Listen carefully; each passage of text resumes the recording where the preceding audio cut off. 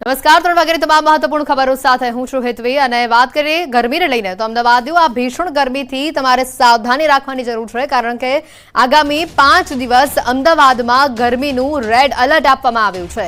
એએમસીના આરોગ્ય વિભાગે એલર્ટ જાહેર કર્યું છે। આગામી 5 દિવસ અમદાવાદમાં રેડ એલર્ટ છે। ગરમીને લઈને એએમસીના આરોગ્ય વિભાગની ચેતવણી સામે આવી છે। શહેરમાં ગરમીનો પારો વધશે। ભીષણ ગરમીથી અમદાવાદવાસીઓ ચેતી જજો કારણ કે આવતીકાલે ગરમી 45 ડિગ્રીને પાર પહોંચી શકે છે। ગરમીને લઈને જે આગાહી આપવામાં આવી છે આગ ઓગતી ગરમી આવતીકાલથી શહેરમાં જોવા મળશે અને 25 તારીખ સુધી આ જ પ્રકારે ગરમીનો માહોલ રહેશે। કોર્પોરેશન દ્વારા આ રેડ એલર્ટને ધ્યાનમાં લઈને તમામ કન્સ્ટ્રક્શન સાઇટમાં જે લેબર છે તે બપોરના સમય દરમિયાન કામ ન કરે તે પ્રકારની સૂચના આપવામાં આવશે। સાથે સાથે જે કોઈ વ્યક્તિ ઓલ્ડ એજ ગ્રુપમાં છે કે જેને હાઇપરટેન્શન, ડાયાબિટીસ, કોઈ પ્રેગ્નન્ટ લેડી છે, નાના બાળકો છે, તે લોકો પણ બપોરના સમય દરમિયાન બહાર જવાનું ટાળે તે યોગ્ય હિતાવહ રહેશે। કોર્પોરેશન દ્વારા મુખ્યત્વે હોસ્પિટલ દ્વારા આ પ્રમાણે જરૂરી સર્વિસીસ આપવા માટે કોર્પોરેશનની તમામ હોસ્પિટલમાં ડૉક્ટરની ટીમ કાર્યરત રહેશે। સાથે સાથે કોર્પોરેશનના 85 અર્બન હેલ્થ સેન્ટર ખાતે મેડિકલ સુવિધા સાંજના સમય દરમિયાન પણ મળી રહે તે પ્રમાણે લેટ ઇવનિંગ સુધી આ સેન્ટર ખુલ્લા રહે તે પ્રકારની વ્યવસ્થા કરવામાં આવશે। પાણીની પરબ અને પીપીપી લેવલે જેટલું મેક્સિમમ થઈ શકે તે તમામ જગ્યાએ છાસનું વિતરણનું કામગીરી થાય તે પ્રકારની કામગીરી હાથ ધરવામાં આવશે। લૂ લાગવાથી પણ બચવું પડશે આ 5 દિવસ કારણ કે હીટ સ્ટ્રોક, લૂ લાગવી જેવી ઘણી સમસ્યા 5 દિવસ તમારે સામનો કરવો પડી શકે છે કારણ કે રેડ એલર્ટ છે ગરમીનું અમદાવાદમાં। થોડા દિવસ પહેલા અમદાવાદના વાતાવરણમાં જે પલટો જોયો હતો, વરસાદી માહોલ જોયો હતો અને હવે તમારે આગ ઓગતી ગરમી માટે તૈયાર રહેવું પડશે। જે રીતનો માહોલ અત્યારે શહેરમાં જોવા મળી રહ્યો છે તેને ધ્યાનમાં રાખીને બપોરના સમય બહાર ન નીકળવું જોઈએ કારણ કે ન્યૂઝ 18 પણ આપને કહી રહ્યું છે, આપને અપીલ કરી રહ્યું છે કે ભર બપોરે લગભગ 12 થી 4ના આ સમયગાળામાં બહાર ન નીકળતા કારણ કે ભયંકર ગરમી તમને તપાવી દેશે। કામ વગર ઘરની બહાર બિલકુલ પણ ન નીકળતા આરોગ્ય વિભાગ દ્વારા પણ આ ચેતવણી આપવામાં આવી છે। વધુ માહિતી મેળવીશું મારી સાથે સંવાદદાતા પ્રણવ પણ અહીંયા સીધા જોડાઈ ચૂક્યા છે। ગરમીને લઈને વાત કરીએ પ્રણવ, જે રીતનો માહોલ જોવા મળી રહ્યો છે ને હવે તો હવામાન વિભાગ તરફથી અને તંત્ર તરફથી પણ જે ગરમીને લઈને આગાહી આપવામાં આવી છે આ 5 દિવસ તમામ અમદાવાદવાસીઓ માટે ઘણા જ ભારે રહેશે।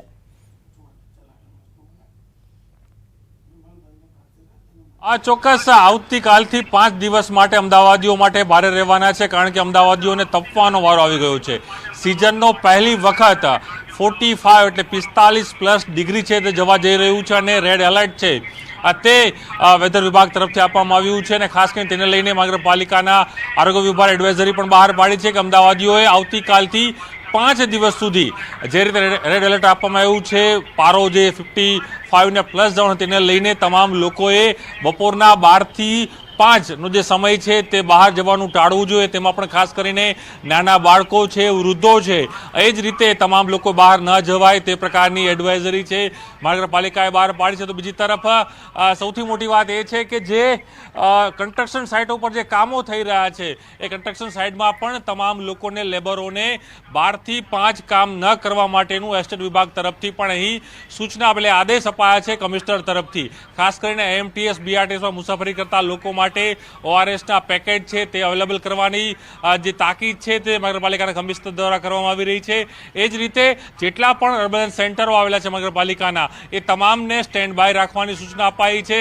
તો બીજી તરફ 108ને પણ સૂચના આપવામાં આવી છે કે આવતીકાલેથી 5 દિવસ જે રીતે અનુમાન છે કે જે વેધર છે તેની ગરમીનું પ્રકોપ, જે ગરમીના જે પ્રમાણ છે તે વધવાનું છે તેને લઈને પણ હીટ સ્ટ્રોકના જે કેસ છે તે વધવાના છે તેને લઈને પણ 108ને છે તે સૂચના અપાઈ છે કે તેઓ પણ એલર્ટ રહે। પરંતુ ચોક્કસ એ માની શકાય કે અત્યાર સુધી જે ગરમી રહી રહી હતી અમદાવાદ શહેરમાં એ 42, 43, 44 ડિગ્રી હતી પરંતુ આવતીકાલે એટલે સૌથી વધુ સિઝનની સૌથી વધુ ગરમી છે તેનો અહેસાસ આવતીકાલે અમદાવાદીઓને થવાનું તે પ્રકારનું અનુમાન છે। અને આજે પણ જ્યારે અમે ઊભા છીએ અને અમે લાઈવ કરીએ તેમાં પણ અનુભવ થઈ રહ્યો છે કે રીતે ગરમીનું પ્રમાણ એ સતત વધી રહ્યું છે। ગરમીનું જે પ્રમાણ છે તેના કારણે જે સોર્સ છે તે પણ પડી રહ્યા છે અને સાથે જ જે રસ્તાઓ છે તે ક્યાંક ને ક્યાંક સુમસાન હોય તે જોવા મળી રહ્યા છે। પરંતુ ચોક્કસ આવતીકાલથી 5 દિવસ માટે અમદાવાદીઓ માટે ઘાતક રહેવાના છે અને ગરમીનો જે પ્રકોપ છે તે વધવાનું છે. તેને મહાનગરપાલિકા અલગ અલગ એડવાઇઝરી પણ બહાર પાડી છે. તેનું ફોલો કરવા માટે પણ અલગ અલગ માધ્યમો હોય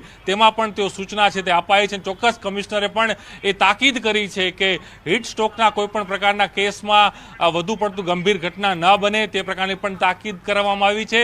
અને સાથે જ તમામ અર્બન સેન્ટરો હોય, પ્રાઇવેટ હોસ્પિટલો છે, સરકારી હોસ્પિટલો છે, તમામને સૂચના અપાઈ છે કે હીટ એક્શન પ્લાન અંતર્ગત જે પણ આ પ્રકારના કેસીસ આવે તેને તાબડતોબ તેની સારવાર કરવામાં આવે. અને બિલકુલ પ્રણવ, આભાર માહિતી બદલ. તો જે રીતે અમદાવાદનું તાપમાન જે સતત ને સતત વધી રહ્યું છે અને જેને લઈને લોકો પણ હવે ત્રાહીમાં પોકાર ઉઠ્યા છે. આ 5 દિવસ આ જ પ્રકારે તમારે સાવચેતી રાખવી પડશે. દીપિકા અમારી સાથે સંવાદદાતા સીધા અહીંયા જોડાયા છે. દીપિકા, જે રીતનું એલર્ટ આપવામાં આવ્યું છે, આવતીકાલથી રેડ એલર્ટ છે ગરમીનું અમદાવાદમાં, શહેરીવાસીઓને આ ધમધોકતા તાપમાં તપવાનો વારો આવશે.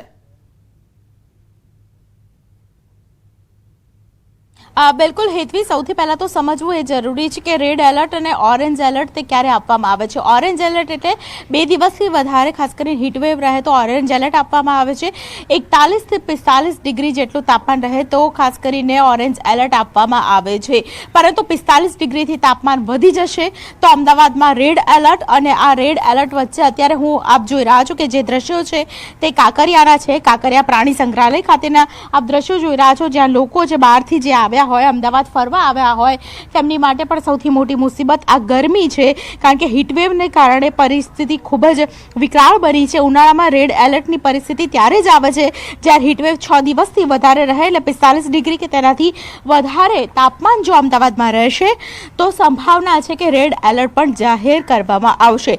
હીટસ્ટ્રોક અને અન્ય બીમારી છે તે પણ થઈ શકે છે. આવા સંજોગોમાં પાણી વધારે પીવું અને કોઈ પણ રીતે ગરમી કે સીધા તડકાથી સીધી રીતે બચવું, આ 2 નિયમ છે તે ખૂબ જ મહત્વના છે. ત્યારે હવામાન વિભાગ દ્વારા ગુજરાતમાં સૌથી મોટી જે અસર છે ગરમીની, તેમાં અમદાવાદમાં પણ સૌથી વધારે પરિસ્થિતિ ખરાબ છે. તે અંગે જાહેરાત કરીને તમામ સૂચનાઓ આપી દેવામાં આવી છે. સાથે જ ચેતવણી પણ આપવામાં આવી છે કે આવા સંજોગોની અંદર ખૂબ જ ધ્યાન રાખવું પડશે અને તંત્ર પણ ખૂબ જ એલર્ટ છે. બિલકુલ દીપિકા, આભાર માહિતી બદલ. તો હાલ ગરમીનું જે એલર્ટ આપવામાં આવ્યું છે, આવનારા 5 દિવસ સમગ્ર અમદાવાદ શહેરમાં ગરમી પોતાનો પ્રકોપ બતાવશે અને તેને લઈને ન્યૂઝ 18 પણ આપને અપીલ કરી રહ્યું છે કે આ 5 દિવસ સાચવજો. વધુ પડતી ગરમીમાં જરૂર ન હોય તો બહાર ન નીકળતા. હવે એક નજર કરી લઈએ હવામાન વિભાગ દ્વારા જે 3 કલરના એલર્ટ જાહેર કરવામાં આવ્યા છે તેના ઉપર. રેડ એલર્ટ, યલો એલર્ટ અને ઓરેન્જ એલર્ટનો શું અર્થ થાય છે? પહેલા નજર કરીશું યલો એલર્ટ પર કે યલો એલર્ટનો અર્થ શું થાય છે. હીટવેવ 2 દિવસ માટે વિવિધ વિસ્તારોમાં રહે છે. તાપમાન નિયંત્રણમાં રહે છે. 41.1 થી 43 ડિગ્રી સુધી તાપમાનની સંભાવના છે. બાળકો, વૃદ્ધો કે બીમાર લોકો માટે સમસ્યારૂપ બની શકે છે. આ યલો એલર્ટમાં આવે છે. ઓરેન્જ એલર્ટની વાત કરીએ તો ઓરેન્જ એલર્ટ એટલે કે હવે સતર્ક રહો.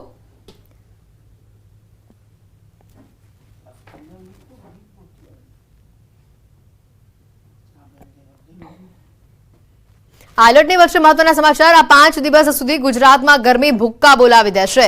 5 દિવસ સુધી ગુજરાત અગન ભઠ્ઠીમાં શેકાશે. હવામાન વિભાગે ગરમી અંગે મોટી આગાહી આપી છે. અમદાવાદમાં ગરમીનો પારો 45 ડિગ્રી પર પહોંચ્યો છે.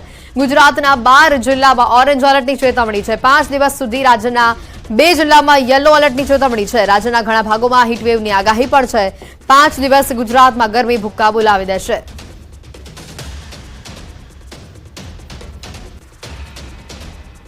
आने वाले दिनों के लिए जो फोरकास्ट दिया गया है गुजरात स्टेट के लिए ड्राई वेदर प्रिवेल करेगा और हीट वेव की वार्निंग आने वाले 5 दिनों के लिए दी गई है गुजरात रीजन और सौराष्ट्र कच्छ दोनों के लिए आइसोलेटेड प्लेसेस पे.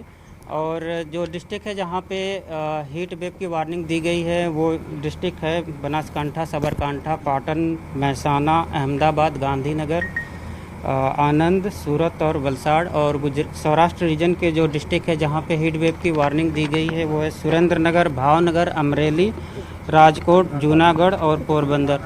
आज और कल के लिए अहमदाबाद और गुजरात डिस्ट्रिक्ट के कुछ डिस्ट्रिक्ट के लिए वार्म नाइट की भी वार्निंग दी गई है. और जहाँ पे वार्म नाइट की वार्निंग दी गई है वो डिस्ट्रिक्ट हैं भावनगर, बड़ोदरा और अहमदाबाद.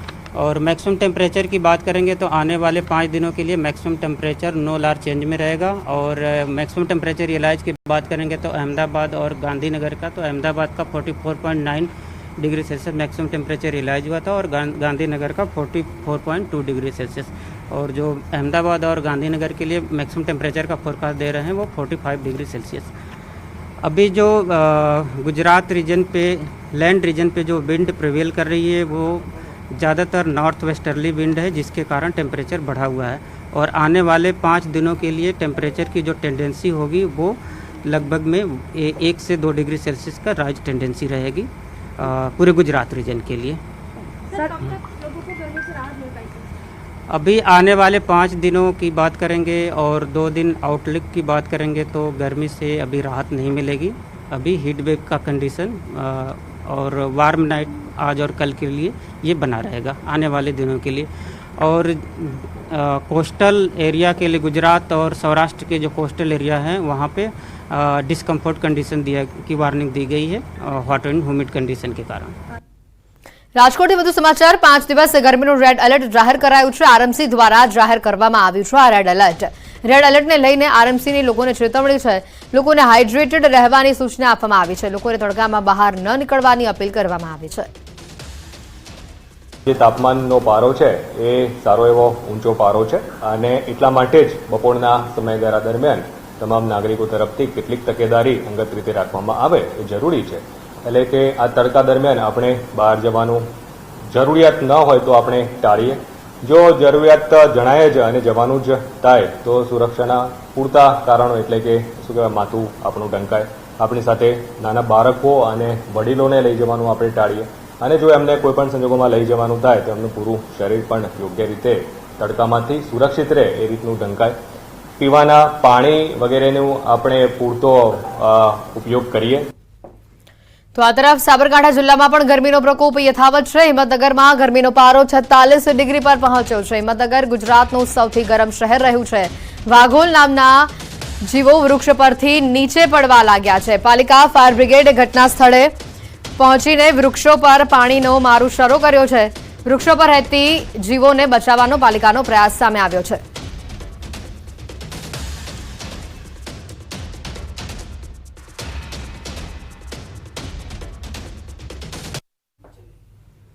તો ગુજરાતમાં હીટવેવની અસર છે। માનવ જીવન ઉપર આ હીટવેવની અસર પડી રહી છે। તાજેતરમાં જ 44 ડિગ્રીથી વધુ તાપમાન થતા લોકોને કાળઝાળ ગરમીમાં હેરાન પરેશાન થઈ રહેવું પડ્યું છે। ત્યારે જૂનાગઢના ઝૂમાં મૂંગા પશુ પક્ષીઓ માટે વિશેષ વ્યવસ્થા કરવામાં આવી છે।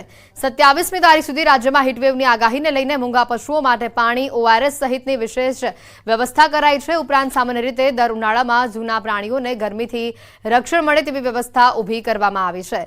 સિંહ અને દીપડા જેવા હિંસક પ્રાણીઓના પાંજરામાં બરફ મૂકવામાં આવ્યો છે। આ સાથે જ પાંજરામાં ફોગર દ્વારા વાતાવરણ ઠંડુ રહે તેવા પ્રયાસો હાથ ધરાયા છે। ઝૂ દ્વારા તમામ પશુઓને ગરમી અને લૂથી બચાવી શકાય તેના માટેના પ્રયત્નો કરવામાં આવ્યા છે।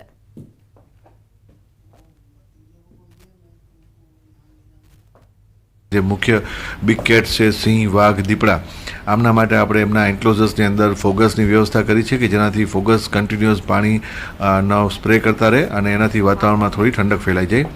આ સિવાય ત્યાં ગ્રીન નેટની આપણે આદેશ કરી છે કે ડાયરેક્ટ સનલાઇટમાં કે બપોરે જ્યારે એક્સ્ટ્રીમ હીટ હોય 44-45 ડિગ્રી એ ટાઈમે એમને ડાયરેક્ટ સનલાઇટથી બચાવી શકાય।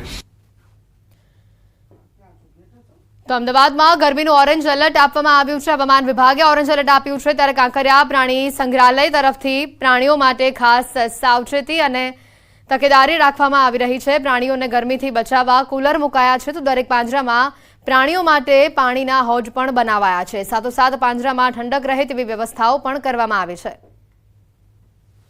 તાજા ગરમીથી બચવા માટે કોઈ પણ વ્યક્તિ છે એસીનો ઉપયોગ કરે, કુલરનો ઉપયોગ કરે અને ઠંડકથી ખાસ કરીને ગરમીમાં રાહત મેળવી રહ્યા છે। પરંતુ પ્રાણીઓ શું કરે? અમદાવાદના પ્રાણી સંગ્રહાલયમાં હું અત્યારે છું અને મારી પાછળ આપ જોઈ રહ્યા છો ખાસ કરીને પ્રાણીઓ માટે વિશેષ પ્રકારે તૈયારી કરવામાં આવી છે। અહીં પ્રાણીઓ માટે વિશેષ પ્રકારે કુલર ઊભા કરવામાં આવ્યા છે કે જેમાં પાણી નાખીને ખાસ કરીને તમામ જે પ્રાણીઓ છે તેમને ઠંડક મળે તે પ્રકારની વ્યવસ્થા કરવામાં આવી છે। અને તમામ પ્રાણીઓ માટે વિશેષ પ્રકારે હોજ પણ તૈયાર કરવામાં આવ્યા છે પ્રાણી સંગ્રહાલયમાં। અને તેની સાથે હોજ સાથે કુલર સાથે ગ્રીન નેટ પણ નાખી દેવામાં આવી છે, જેથી કરીને કોઈ પણ મુલાકાતીઓ છે તેઓ પણ શાંતિથી પ્રાણી સંગ્રહાલયની મુલાકાત લઈ શકે તે પ્રકારની તૈયારીઓ છે તે ખાસ કરીને 2 મહિના પહેલેથી જ કરી દેવામાં આવી હતી, કારણ કે મે મહિનાની અંદર જે પ્રકારે ઓરેન્જ એલર્ટ હવામાન વિભાગે આપ્યું છે તેને લઈને પણ તકેદારી રાખવી ખૂબ જ જરૂરી હતી। ત્યારે સતત 2 મહિનાથી આ પ્રકારે પ્રાણીઓ માટે વ્યવસ્થા કરવામાં આવી છે। ઓરેન્જ એલર્ટ છે ત્યારે 4 દિવસ વિશેષ પ્રકારે તૈયારી કરવામાં આવી છે, તકેદારી રાખવામાં આવી છે, જેથી કરીને પ્રાણીઓને કોઈ પણ પ્રકારનું નુકસાન થાય। વિશેષ પ્રકારે અમદાવાદમાં જે પ્રાણીઓ ખાસ કરીને એવી જગ્યાઓ ઉપરથી આવતા હોય છે કે જે ઠંડકવાળી છે, તો તે પ્રાણીઓને વધારે સાચવવામાં આવી રહ્યા છે, જેથી કરીને કોઈ પણ પ્રકારનું નુકસાન ન થાય। કેમેરા પર્સન પ્રકાશ દેસાઈ સાથે દીપિકા ખુમાણ, ન્યૂઝ 18 ગુજરાતી, અમદાવાદ। તો અંકલેશ્વરથી વિગતો આવી રહી છે। મામલતદાર કચેરીએ સરકારી બાબુઓની સાહેબગીરીના કારણે અરજદારોને ગરમીમાં શેકાવાનો વારો આવ્યો છે। સરકારી કર્મચારીઓ સમયસર હાજર ન રહેતા અરજદારો અટવાયા છે। વહેલી સવારે અરજદારો આવીને લાઇનમાં ઊભા રહેતા હોય છે અને જેના કારણે અરજદારોમાં આક્રોશ જોવા મળી રહ્યો છે। આવકના દાખલા તથા ક્રિમિલિયર સર્ટિફિકેટ કઢાવવા અરજદારો કલાકો સુધી લાઇનમાં ઊભા રહ્યા હતા। 9:30 વાગ્યાનો અહીંયા આવ્યો છું। અત્યારે 11:15 થયા છતાં બી કોઈ કર્મચારી અહીંયા હાજર નથી। આખી ઓફિસ બધી ખાલી છે। ગવર્મેન્ટે ગઈકાલે ડિક્લેર કર્યું કે ભાઈ સવારના 9થી સાંજના 7 સુધી બધાને આ દાખલા મળશે, છતાં બી અહીંયા ઓફિસમાં તમે જુઓ તો કોઈ કર્મચારી નથી હાજર। છોટાઉદેપુર નગરપાલિકામાં જન્મ મરણ વિભાગમાં અરજદારોનો હોબાળો સામે આવ્યો। વહેલી સવારથી લાઇનમાં ઉભેલા 20 થી 25 અરજદારોએ કચેરીમાં રોષ ઠાલવ્યો છે। ઓફિસમાં કોઈ જવાબદાર કર્મચારી હાજર ન હોય અરજદારોમાં ભારે રોષ જોવા મળ્યો, જેથી હોબાળા બાદ સવારે 11:20 રજિસ્ટ્રાર ઓફિસે તેઓ આવ્યા હતા।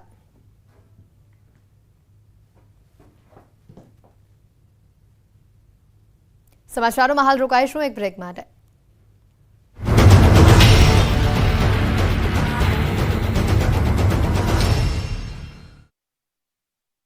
દુકાનો પાસે ગટરના પાણી ભરાતા વેપારીઓ દુકાન ખોલવી તો કેમ તેવી સ્થિતિમાં છે।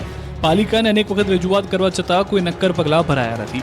જોકે વેપારીઓએ કલેક્ટરને રજૂઆત કરતા પાલિકાના કર્મચારીઓ સફાળા જાગી કામે લાગ્યા। કલેક્ટરે પાલિકાના અધિકારીઓને તુરંત કામગીરી કરવા ઠપકો આપ્યો। જોકે વેપારીઓ વરસાદને લઈ હજુ ચિંતિત છે, કારણ કે વરસાદની સિઝનમાં આ વિસ્તારમાં કમરસમાં પાણી ભરાય છે। પાલિકા દ્વારા ભૂગર્ભ ગટર મામલે કોઈ જ નક્કર કામગીરી કરવામાં આવી નથી। 14 મેના રોજ પોઈચાની નર્મદા નદીમાં નહાવા પડેલા 7 લોકોના મૃત્યુ થયા હતા। આ ઘટના બાદ નર્મદા જિલ્લા તંત્ર સફાળું જાગ્યું છે। હવે પોઈચા ઘાટ ખાતે નહાવા અને કોઈ પણ વિધિ માટે પ્રતિબંધ ફરમાવવામાં આવ્યો છે।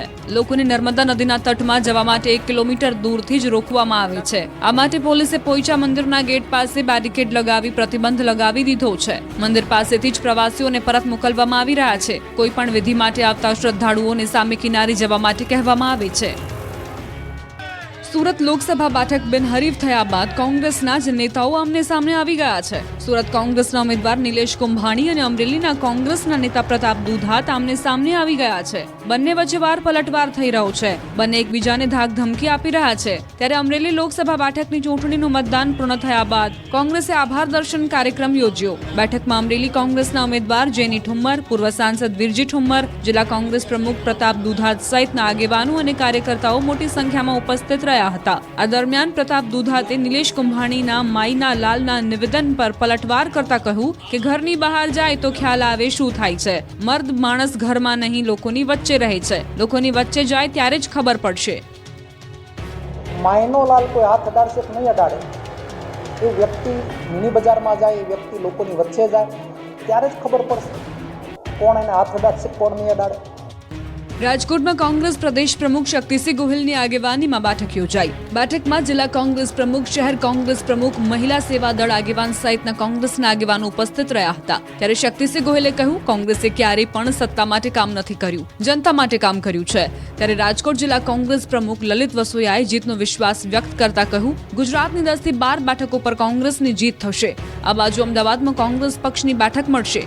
22 તારીખે અમદાવાદ કોંગ્રેસ કાર્યાલયમાં બેઠક। કોંગ્રેસ પ્રભારી મુકુલ વાસનિક અને પ્રદેશ પ્રમુખ ઉપસ્થિત રહેશે। વિધાનસભા ચૂંટણીના ઉમેદવારો પણ બેઠકમાં હાજર રહેશે. લોકસભા ચૂંટણીમાં રહેલા ઉમેદવાર અને પાર્ટી અનુભવ અંગે થશે ચર્ચા. લોકસભા દીઠ થયેલા મતદાન અંગે માહિતી આપશે. બેઠકમાં જિલ્લા પ્રમુખ, લોકસભા બેઠક નિરીક્ષકો હાજર રહેશે. આ ઉપરાંત ચૂંટણીમાં પાર્ટી વિરુદ્ધ કામ કરનારાનો પણ અહેવાલ મંગાવાશે. ઉનાના શહેરી વિસ્તારમાં 2 દીપડા દેખાયા. રેલવે ફાટક નજીક એક સાથે 2 દીપડા જોવા મળ્યા. 2 દીપડાના દ્રશ્યો સીસીટીવીમાં કેદ થયા. શહેરી વિસ્તાર તરફ દીપડાના આંટા ફેરા વધતા લોકોમાં ફફડાટ ફેલાયો. સ્થાનિકોએ વન વિભાગને જાણ કરી. રાજકોટના ગ્રામ્ય વિસ્તારમાં દીપડાનો આતંક જોવા મળ્યો. જીવાપર ગામે દીપડાએ વાછરડી અને વાછરડાનું મારણ કર્યું. દીપડાની હાજરીથી ગામ લોકોમાં ભયનો માહોલ છવાયો. ગામની સીમમાં વન વિભાગે પાંજરું મૂક્યું. ચોમાસાને લઈ ખેડૂતો માટે ખુશ ખબર. અંદમાન નિકોબાર ટાપુ પર ચોમાસું બેઠાની સત્તાવાર જાહેરાત કરાઈ. કેરળની નજીક પહોંચ્યું ચોમાસું. હવામાન વિભાગનું અનુમાન સચોટ સાબિત થયું. અંદમાન નિકોબારમાં ચોમાસાનું 3 દિવસ વહેલું આગમન થયું. 22મી મે બંગાળની ખાડીમાં સર્જાઈ શકે છે લો પ્રેશર. 24મી મેના રોજ ડિપ્રેશનમાં ફેરવાશે લો પ્રેશર. વાવાઝોડાને લઈને હવામાન વિભાગે કરી છે આગાહી.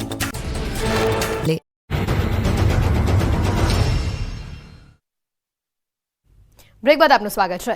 અમદાવાદથી શંકાસ્પદ આતંકીઓ ઝડપાયા છે અને ઝડપાયેલા આતંકીઓના કેસમાં નવો ખુલાસો સામે આવ્યો છે. કોલંબોથી તામિલનાડુ આવ્યા હતા આતંકીઓ અને તામિલનાડુથી તેઓ અમદાવાદ આવ્યા. ISISના હેન્ડલરના ઇશારે મૂવમેન્ટ તેઓ કરતા હોવાની પણ માહિતી સામે આવી છે. અમદાવાદ એરપોર્ટથી 4 શંકાસ્પદ આતંકીઓ ઝડપાયા છે. ગુજરાત ATSએ આ 4 શંકાસ્પદોને પકડ્યા છે. આતંકી સંગઠન ISIS સાથે સંકળાયેલા હોવાની એક્સક્લુઝિવ માહિતી ન્યૂઝ 18 પાસે સામે આવી છે. કેટલાક આરોપી શ્રીલંકાના રહેવાસી હોવાની પણ શક્યતા છે. ઝડપાયેલા શંકાસ્પદો પાસેથી અમદાવાદથી ચેન્નઈ જવાની પણ ટિકિટ મળી આવી છે. તેઓની જે આ મૂવમેન્ટ હતી તે સામે આવી રહી છે. વધુ માહિતી મેળવીશું. સંવાદદાતા નવીન ઝા અમારી જોડે સીધા જોડાઈ ચૂક્યા છે. નવીન, જે આ 4 આતંકીઓની જે મૂવમેન્ટ સામે આવી છે, ISIS સાથે સંકળાયેલા હોવાની વાત અહીંયા સામે આવી રહી છે. વધુ કોઈક માહિતી, તેઓની પાસેથી કોઈ શંકાસ્પદ હથિયાર કે તેઓ અન્ય કોઈ માલ સામાન કબજે કરાયો છે?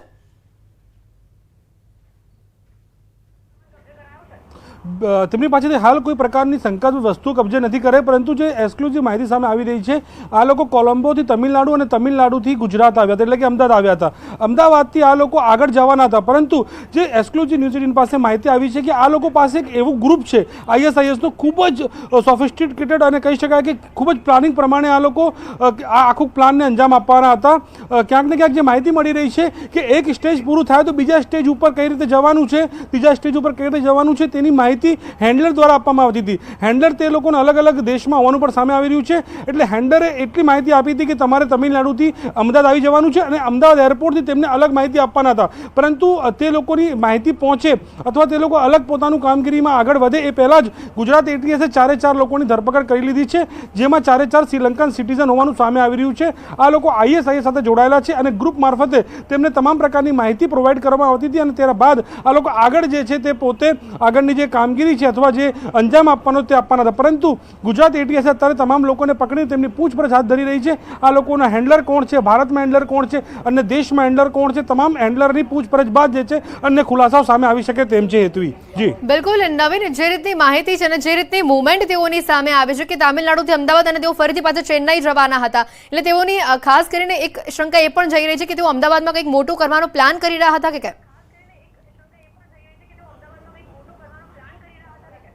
બિલકુલ એ જ તપાસ અત્યારે કરવામાં આવી રહી છે કે તે લોકો અમદાવાદ આવવા પાછળનો હેતુ શું છે. કારણ કે આ લોકો કોલંબોથી ચેન્નઈ, ચેન્નઈથી અમદાવાદ આવ્યા હતા અને અમદાવાદ આવ્યા બાદ આ લોકોનો હેન્ડલર જે છે તે ગ્રુપ મારફતે માહિતી આપવાનો હતો કે આગળ કયા પ્રમાણે કામગીરી કરવાની છે અને તે હિસાબે આ લોકો આગળની કામગીરી કરવાના હતા. પરંતુ તે લોકો પોતાના પ્લાનમાં સફળ જાય તે પહેલાં ગુજરાત ATSએ 4ને પકડી પાડવામાં સફળતા મેળવી છે અને હવે તમામ લોકોની પૂછપરછ કરવામાં આવી રહી છે અને પૂછપરછ બાદ ખ્યાલ આવશે કે આ લોકોના આગળ હેન્ડલર કયા પ્રકારની માહિતી આપવાનો હતો અથવા આ લોકોનો આગળનો પ્લાન કઈ રીતનો હતો. પરંતુ એક બાદ એક માહિતી જે છે સામે આવી રહી છે અને અન્ય માહિતી જે છે તે 4 વાગ્યા પછી વધુ માહિતી સામે આવશે. ત્યાં તમામ જે આખું નેટવર્ક છે તેની પાછળનો હેન્ડલર ક્યાં બેઠેલો છે, પાકિસ્તાન બેઠેલો છે કે ઇરાક, ઈરાન, કઈ જગ્યાએ બેઠેલો, તમામ જે માહિતી છે તે થોડી સમય પછી બહાર આવશે. પરંતુ કોઈક ને કોઈક ભારતની અંદર પણ હેન્ડલર હોઈ શકે એ પ્રકારની માહિતી જે છે તે સામે આવી રહી છે. જી બિલકુલ નવીન, આભાર માહિતી બદલ. આગળ વધી અન્ય સમાચારોમાં તો રાજકોટથી વિગત જાણીતા કથાકાર રાજુ બાપુ સામે રોષ સામે આવ્યો છે. વિવાદિત ટિપ્પણી તેઓએ જે કરી તેની સામે રોષ ઉઠી રહ્યો છે. કોળી સમાજમાં રોષની લાગણી છે. કોળી સમાજના રાષ્ટ્રીય ઉપાધ્યક્ષનું નિવેદન સામે આવ્યું છે. ગુજરાતમાં ક્યાંય સપ્તાહ કરશો તો અમે વિરોધ કરીશું, આ નિવેદન આવ્યું છે કોળી સમાજના ઉપાધ્યક્ષનું. તો તમે જે વાણી વિલાસ કરી છે ને, તો તમને એક રાષ્ટ્રીય ઉપાધ્યક્ષ તરીકે ગુજરાતના કોઈ પણ ગામમાં તમારી સત્તા નહીં થવા દેવી. કોઈ પણ જગ્યાએ તમારી સત્તા થશે ને, કોળી અને ઠાકોર તમારો વિરોધ કરશે. એટલે વહેલી ધોરણે પહેલા બે હાથ જોડીને માફી માંગો, પછી તમને ખબર પડશે કે ઠાકોર ને કોળી સમાજ કોણ છે. જે તમે વાણી વિલાસ જેના ઈશારે કર્યો છે એ અમને નથી ખબર તમે કોના ઈશારે ઠાકોર ને કોળીને ટાર્ગેટ બનાવવા છે. તો કથાકાર રાજુબાપુના નિવેદન અંગે પોલીસ ફરિયાદ નોંધાવાઈ છે. ફરિયાદ બાદ કથાકાર રાજુબાપુએ માફી માંગી છે. કથાકાર રાજુબાપુએ નિવેદનથી વિરોધ થતા તેઓએ માફી માંગી લીધી છે. કોઈ પણ જ્ઞાતિનો યુવાન પસંદ આવે અને લગ્ન કરી દઈશ, થોડોક વિચાર નથી આવતો. એક આપણા સમાજની દીકરી એક ઠાકોર કોળીના સમાજના છોકરાએ લગ્ન કરી લી. ભય લાગે, કલંક લાગે. ઘણા બધા લોકોને બહુ મોટી ઠેસ પહોંચી છે, એમાં ખાસ કરી કોળી ઠાકોર સમાજને. મારો કોળી ઠાકોર સમાજને કહેવાનો કોઈ ઈરાદો નહોતો. એ સમાજને કોઈ આટલું બધું દુઃખ લગાડવાની જરૂર નથી, છતાં પણ દુઃખ લાગ્યું છે સમાજને. એ બદલ હું રાજુબાપુ શિવ કથાકાર બે હાથ જોડી પૂરા સમાજ આગળ ક્ષમા માંગુ છું કે મારા વક્તવ્યમાં થોડી ભૂલ થઈ છે. એ વક્તવ્ય બદલ મને સમાજ ક્ષમા કરે. બુલેટિનમાં અત્યારે ફક્ત આટલું જ. રજા આપશો. નમસ્કાર.